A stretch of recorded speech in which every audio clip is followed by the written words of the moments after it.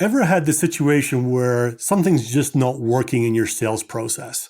Whether it's discovery is not getting to the right points, your differentiation is not hitting, maybe the demo is not having the impact that you thought it would. One way to try and resolve that is to give yourself some constraints to get to the root cause. In January 1969, the Beatles got together in a film studio in West London to record an album. And they gave themselves two constraints. One was in 3 weeks' time, they were going to do a live performance of whatever songs they came up with. And therefore, the songs had to be ready for that live performance.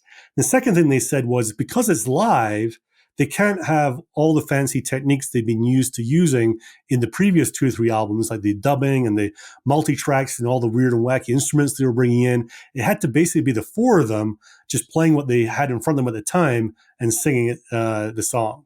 So those were the constraints. And at the end of that process, it took them a little bit longer, to an extra week, but they came up with such great Beatles songs such as The Two of Us, Let It Be, Long and Winding Road, Get Back.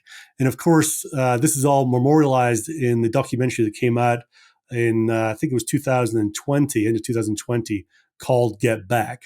These constraints of has to be played live, and we have to be ready in 3 weeks, force them to get to the heart of what they were all about and produce just magical songs. So how can we use the power of constraints in sales? Let me give you some examples. So let's say that you feel like your discovery is just going too long. It becomes awkward, becomes that death by discovery or interrogation.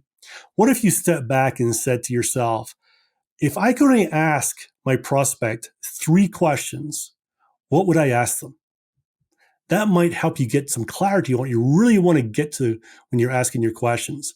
Another one might be, I feel like I'm spreading myself too thin in my territory. I'm not focusing on the right ones. What if you gave yourself the constraint that this year you can only target 5 companies? Which 5 would you pick and why?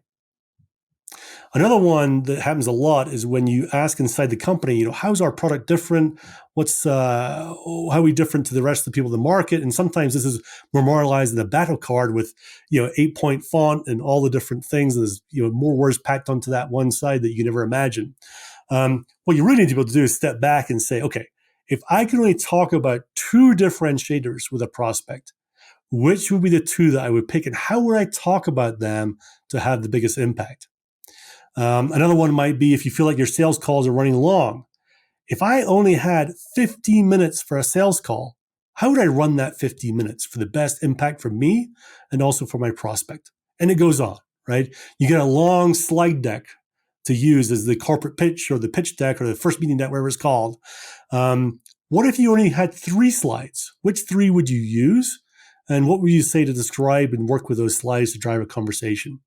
So there's lots of ways to use constraints in sales, but if you find yourself not comfortable with how things are going a certain way, give yourself a constraint to try and get to the most important things to say or to do.